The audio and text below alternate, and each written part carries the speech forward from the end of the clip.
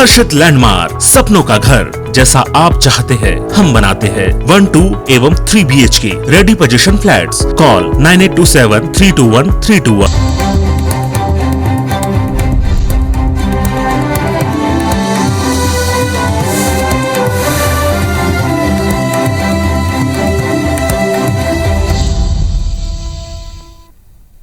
नमस्कार, मैं हूं पुनीत पाठक और आप देख रहे हैं मेरा मध्य प्रदेश। सबसे पहले उपचुनाव के दंगल की बात करेंगे।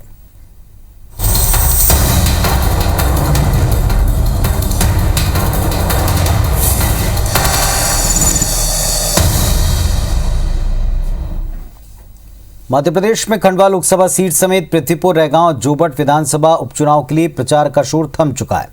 प्रत्याशी अब डोर टू डोर कैंपेनिंग कर सकते हैं और वो कर भी रहे हैं। उपचुनाव वाली चारों सीटों पर 30 अक्टूबर को वोटिंग है। 2 नवंबर को नतीजे आएंगे। चारों सीटों पर कुल 26,48,000 मतदाता हैं, जिनके लिए 3,944 मतदान केंद्र बनाए गए। इनमें 804 संवेदनशील हैं। चुनाव की पूरी प्रक्रिया को संपन्न कराने के लिए कुल 26,800 कर्मचारियों की ड्यूटी लगाई गई, जबकि सुरक्षा के लिए केंद्रीय बल की 50 कंपनियों के अलावा राज्य पुलिस बल के जवान तैनात रहेंगे। इसी तरह सुरक्षा को लेकर कुल 16,000 पुलिसकर्मियों को तैनात किया गया। मतदान को निष्पक्ष करने के लिए 50% मतदान केंद्रों पर वेबकास्टिंग और CCTV कैमरों की निगरानी होगी। प्रत्येक मतदान केंद्र पर कोरोना गाइडलाइन का पालन अनिवार्य होगा। एक मतदान केंद्र पर अधिकतम 1200 मतदाता पहुंचकर वोटिंग कर पाएंगे।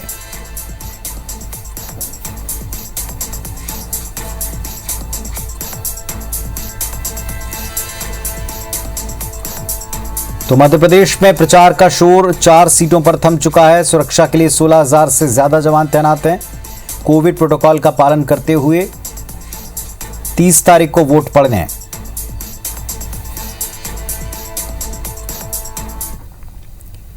और प्रचार के आखिरी दिन उपचुनाव में सभी ने अपना पूरा जोर लगाया। अब डोर टू डोर कैंपेनिंग की बारी है। पृथ्वीपुर की सभा के बाद मुख्यमंत्री शिवराज ने IBC 24 से बातचीत में यह दावा किया कि बीजेपी चारों उपचुनाव वाली सीटें जीतेगी।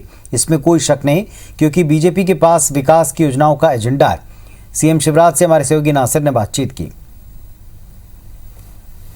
CM शिवराज सिंह चौहान जी देख सकते हैं कि कैंपेन कर रहे थे। लास्ट दौर में क्या कहेंगे, कितना माहौल है? भारतीय जनता पार्टी जीतेगी।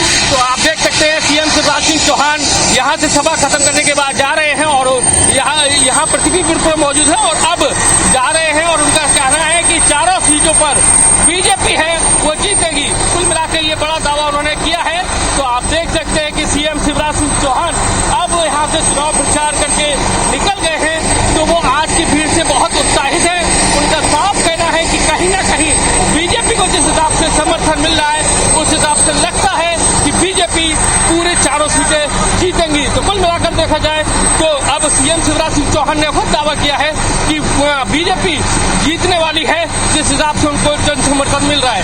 कैमरामैन लोकेंद्र पाल के साथ नासिर गौरी, IBC 24 पृथ्वीपुर। खंडवा समेत 3 विधानसभा सीटों पर उपचुनाव के लिए अब बस 2 दिन बचे हैं। चुनाव के लिए चुनाव आयोग ने खास तैयारी की। चारों सीटों के लिए कुल 53 अर्धसैनिक बलों की कंपनियां तैनात हैं। इसके अलावा 804 संवेदनशील केंद्र चिन्हित किए गए। 26,000 कर्मचारियों की ड्यूटी लगाई गई है। चुनाव की तैयारी को लेकर सहायक मुख्य निर्वाचन अधिकारी राजेश कुमार कोल से हमारे सहयोगी सुधीर ने बातचीत की।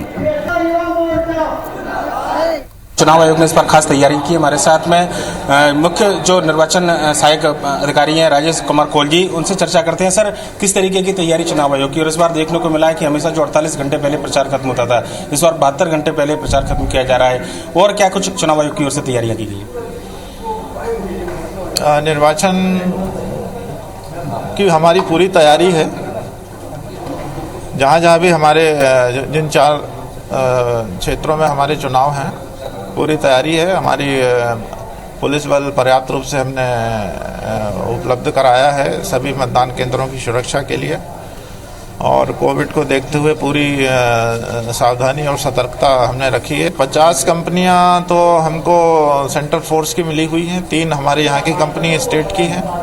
तो इस प्रकार सब मिलाकर लगभग 16,000 हमारे पुलिस बल हमें उपलब्ध हुआ है। मॉनिटरिंग सर अगले 72 घंटे तक काफ़ी ज़्यादा मायने रखने वाली है। सोशल मीडिया की बात करें, बाहर से आए हुए लोगों के प्रचार की बात करें, उसको लेकर क्या व्यवस्था? हमारी इस एमसीसी को लागू करने के लिए हमारी टीमें हमने पहले से बनाई हुई हैं। एफएसटी टीम है, एसएसटी टीम है, वीएसटी टीमें हैं। ये बराबर एमसीसी लागू करने के लिए उनकी नज़र है और हम बराबर उनका वीडियो कवरेज किया जा रहा है। सर, एक आखिरी सवाल कि जहां चुनाव हो रहे हैं वो लगभग सभी सीमावर्ती विधानसभाएं हैं, दूसरे राज्यों से उनकी सीमा लगती है और जो मांग बार बार की जा रही है कि सीमा को सील किया जाए, क्या आयोग की ओर से व्यवस्था की गई है? कोई निर्देश, कुछ निर्देश जो जारी किए गए? हाँ, जो हमारे ऐसी विधानसभा और लोकसभा क्षेत्र जो अन्य राज्यों की सीमाओं से जुड़े हुए हैं उसके लिए हम विशेष व्यवस्था करते हैं और उस बॉर्डर से लगे हुए जो ज़िले रहते हैं अन्य प्रदेश के, उनके साथ हमारी ज्वाइंट मीटिंग होती है और दोनों प्रशासन के जो अधिकारी मिलकर जो है असामाजिक तत्वों को रोकने का प्रयास करते हैं। बहुत बहुत धन्यवाद। ये हैं राजेश कुमार कोल जी, मध्य प्रदेश मुख्य निर्वाचन सहायक मुख्य निर्वाचन अधिकारी। और साफ तौर पर चुनाव की जो तैयारियां हैं चुनाव आयोग की ओर से उसके बारे में उन्होंने बताया और इस बार पहली बार 72 घंटे पहले चुनाव आयोग के निर्देश पर जो है प्रचार खत्म किया जाएगा। कैमरामैन वीरेंद्र नागर के साथ सुधीर डंडोतिया, IBC 24 भोपाल।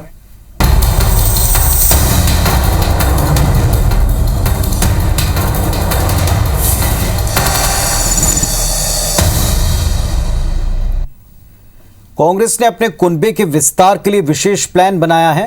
कांग्रेस 1 नवंबर से 31 मार्च 2022 तक देश भर में बड़े पैमाने पर सदस्यता अभियान चलाएगी। इस दौरान मतदाताओं को कांग्रेस का सदस्य बनाने पर विशेष जोर दिया जाएगा। मध्य प्रदेश में कमलनाथ के नेतृत्व में अपने कुनबे को बढ़ाने के लिए कांग्रेस ने प्लान बना लिया है। इसके लिए कांग्रेस प्रदेश भर के हर नुक्कड़, हर वार्ड, हर गांव तक पहुंचेगी। कांग्रेसियों का कहना है कि संविधान में निहित न्याय, समानता और सकारात्मक कार्रवाई के मूल सिद्धांतों पर बीजेपी आरएसएस द्वारा व्यवस्थित हमले का मुकाबला करने के लिए एक वैचारिक प्रशिक्षण कार्यक्रम भी कांग्रेस चलाएगी।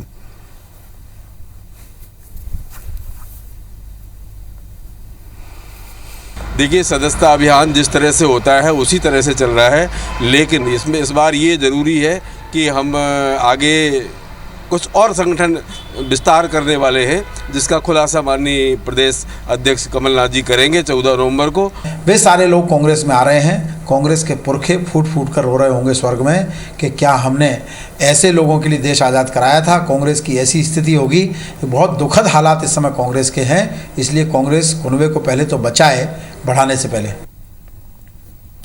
मध्य प्रदेश में 25 जिलों में खाद्य संकट गहराया हुआ है और बोनी के 20 दिन बचे हैं। प्रदेश में 1 लाख मीट्रिक टन डीएपी खाद की तत्काल जरूरत है।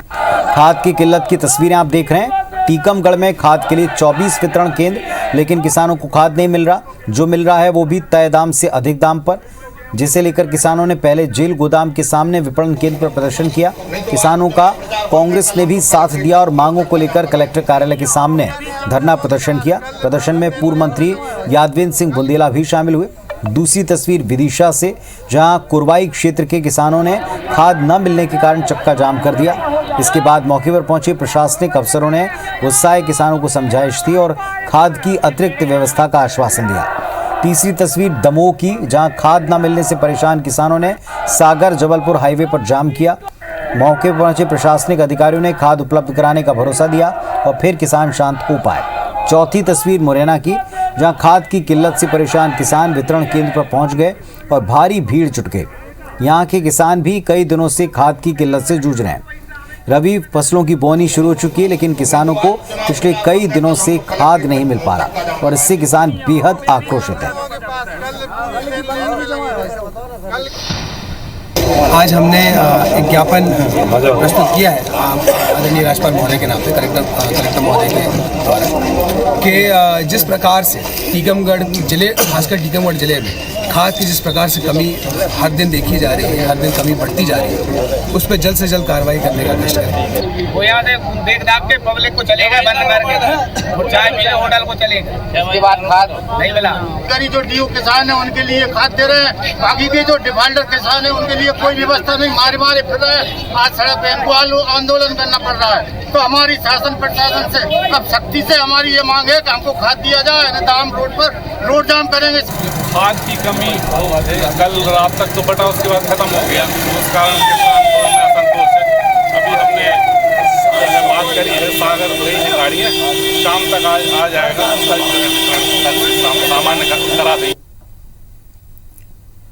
और भोपाल से हमारे सहयोगी सुधीर जुड़ रहे हैं, सीधे उनका रुख करते हैं। सुधीर, खाद की किल्लत, किसान परेशान, सड़कों पर चक्का जाम, लेकिन इधर दावे होते हैं कि कोई किल्लत नहीं है, लगातार आपूर्ति हो रही है। फिर व्यवस्था में कहाँ कोई दोष है, किस तरह की दिक्कत है?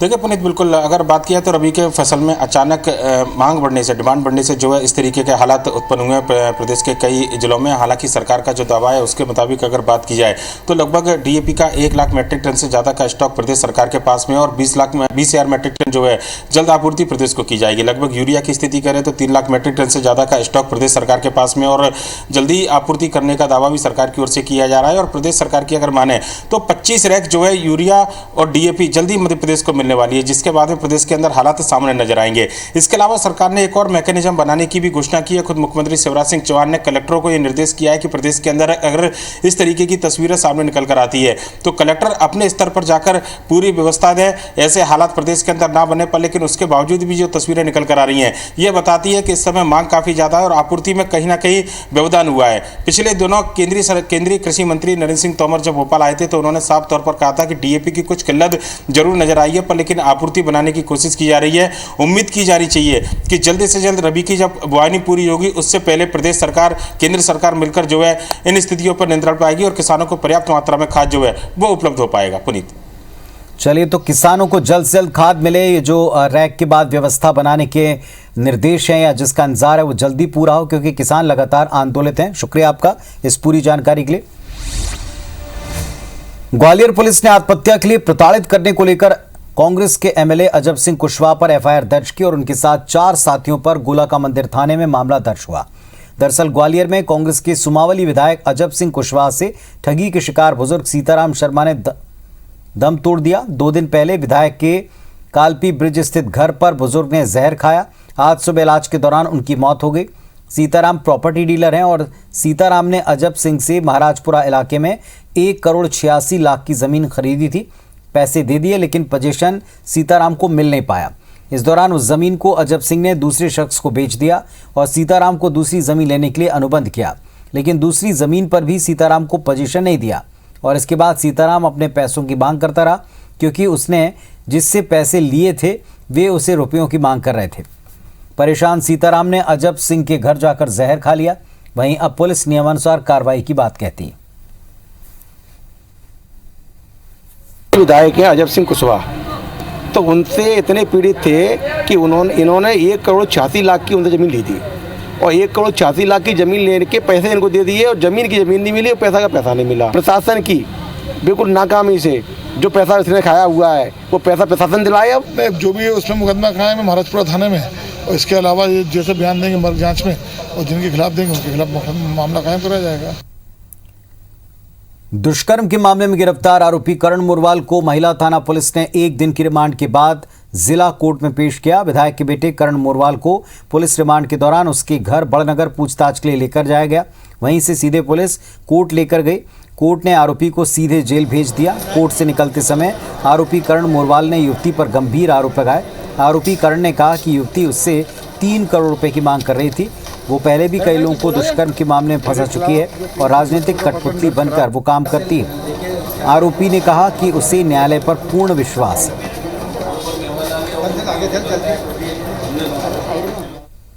खिलाफ जो 376 का प्रकरण दर्ज कराया है वो झूठा है। पूर्व में भी झूठे 376 का प्रकरण दर्ज किया है, करे हैं। वो सवाल मीडिया जाकर उनसे पूछें। और उसने मुझसे 3 करोड़ की मांग की है। चलिए अब देखते हैं बिग न्यूज।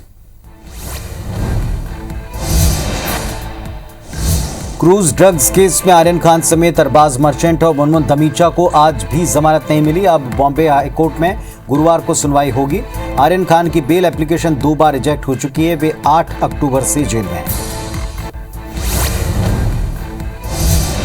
एनसीबी के जोनल डायरेक्टर समीर वानखेड़े पर लगे रिश्वतखोरी के आरोपों की जांच भी शुरू हो गई। एनसीबी की विजिलेंस टीम एनसीबी के जोनल ऑफिस मुंबई पहुंची।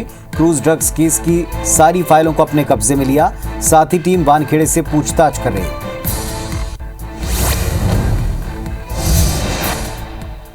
पेगासस जासूसी मामले की जांच करवाने की मांग को लेकर दायर याचिकाओं पर सुप्रीम कोर्ट ने फैसला सुनाया।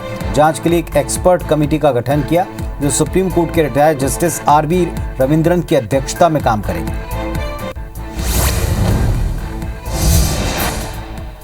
सुप्रीम कोर्ट के फैसले के बाद कांग्रेस नेता राहुल गांधी ने प्रेस कॉन्फ्रेंस कर मोदी सरकार पर निशाना साधा। कहा कि सुप्रीम कोर्ट ने हमारी बात पर मोहर लगाई है। हमने बीते संसद सत्र में पेगासस का मुद्दा उठाया था। सुप्रीम कोर्ट ने एक तरह से हमारी बात का समर्थन किया है।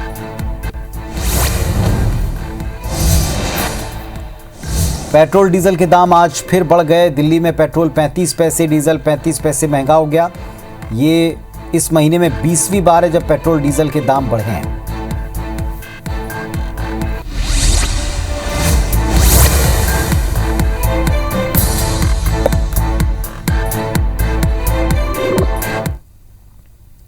कुछ और खबरें देखते हैं। कोरोना भी खत्म नहीं हुआ है, लापरवाही हम सभी पर भारी पड़ सकती है। भोपाल की बात करेंगे, जहां एक तरफ त्योहार का सीजन है तो दूसरी तरफ राजधानी भोपाल में कोरोना संक्रमण के मामले बढ़ रहे हैं। बीते 24 घंटे में संक्रमण के 11 नए केस मिले। इसके साथ ही शहर में एक्टिव केस 36 हो गए। त्योहार के मद्देनजर बाजार और सार्वजनिक स्थलों पर भीड़ है, जहां कोरोना प्रोटोकॉल की धज्जियां उड़ रही हैं। कोरोना को लेकर कलेक्टर का कहना है कि हम कोशिश कर रहे हैं कि शहरवासियों को दूसरा डोज समय पर लग जाए। कलेक्टर ने कोरोना प्रोटोकॉल का पालन करने की अपील भी की। मिनी मुंबई में यानी इंदौर में कोरोना केस एक बार फिर बढ़ते दिखे। लोग लापरवाह हैं। बता दें कि यहाँ 28 लाख से अधिक लोगों को वैक्सीन का पहला डोज लग चुका, लेकिन 10 से 11 लाख लोग ऐसे बचे जिन्होंने दूसरा डोज वक्त आने के बाद भी लगवाया नहीं। जिला टीकाकरण अधिकारी तरुण गुप्ता का कहना है कि लोगों के उदासीन रवैये के चलते वैक्सीन के डोज अब बर्बाद हो रहे हैं।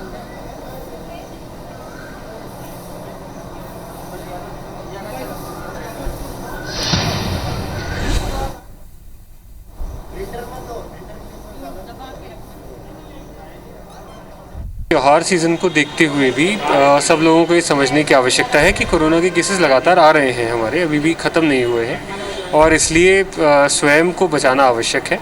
सोशल डिस्टेंसिंग के नॉर्म्स का पालन करें, साथ ही साथ अपने दोनों डोजेस पूरे लग जाएं ये ज़रूर सुनिश्चित करें। हमारा भी जो पूरा का पूरा फोकस है वो सेकंड डोज को पूर्ण कराने को लेकर के। 84 दिन पहले कोविशील्ड लगवाया था तो उनकी हमने ड्यू लिस्ट प्रोवाइड कर दी। वो कॉलिंग के माध्यम से भी लोगों को बुला रहे हैं। कम से कम 6-7 हितग्राही होने के बाद ही हम वैक्सीन को ओपन करते थे और इसके अलावा अगर कोई बच रहा है तो हम उनको कहीं से बुलवा लेते थे, लोगों को जिनके पास हमारे पास नंबर होते थे। तो वो प्रक्रिया अभी भी हम फॉलो कर रहे हैं। तो वेस्टेज अभी भी हमारा हम बचा के चल रहे हैं, पर लोगों की जागरूकता बहुत आवश्यक है। नागरिक उपभोक्ता मार्गदर्शक मंच ने एनजीटी में एक याचिका दाखिल की, जिसमें भोपाल, इंदौर, जबलपुर, ग्वालियर में दिवाली, क्रिसमस और नए साल के जश्न के दौरान पटाखे चलाने पर पूरी तरह प्रतिबंध की मांग की।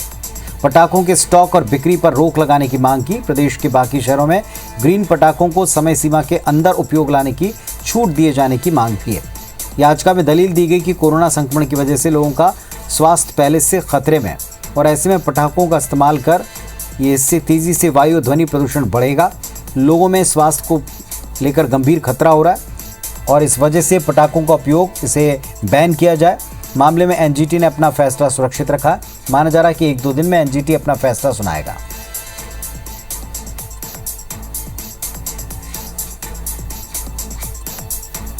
नए साल और क्रिसमस को देखते हुए क्योंकि पटाखे काफ़ी फोड़े जाते हैं तो उसमें एक ऐसा निर्देश माननीय एनजीटी जारी करें जिसमें कि केवल ग्रीन पटाखे फोड़ने की अनुमति हो। तो आज हमारी सुनवाई इसमें हुई है और निर्णय उन्होंने सुरक्षित किया है। अब देखिए 1-2 दिन में उनका निर्णय आने की उम्मीद है। आत्मनिर्भर भारत और लोकल फॉर वोकल को बढ़ावा देने के लिए इस बार मध्य प्रदेश के कई जिला कलेक्टर्स ने एक नई पहल की। इस बार दीपावली में मिट्टी के दिए बेचने वालों से बाजार में बैठकी का कोई कर नहीं लिया जाएगा। भोपाल कलेक्टर अविनाश लवानिया ने आदेश जारी कर निर्देश दिया कि जिला मुख्यालय से तहसील और गांव स्तर तक शिल्पकारों के उत्पाद जैसे दियों आदि की बिक्री पर बाजार में बैठकी शुल्क न लिया जाए। इसी तरह का आदेश सबसे पहले दतिया, मुरैना कलेक्टर्स दे चुके हैं।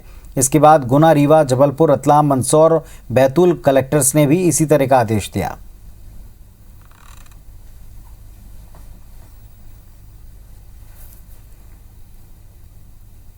इस बुलेटिन में फिलहाल इतना ही। कैंसर एक ऐसी बीमारी है जिसके लक्षणों की पहचान जितनी जल्दी हो जाए, रिकवरी उतनी हो सकती है, उतनी चांसेस इसके बढ़ जाते हैं। महिलाओं में ब्रेस्ट कैंसर को लेकर कई तरह के अवेयरनेस प्रोग्राम इन दिनों चलाए जा रहे हैं। कैंसर लाइलाज नहीं है। जागरूकता के जरिए और सजग रहकर हम कैंसर का सामना कर सकते हैं, विजय पा सकते हैं।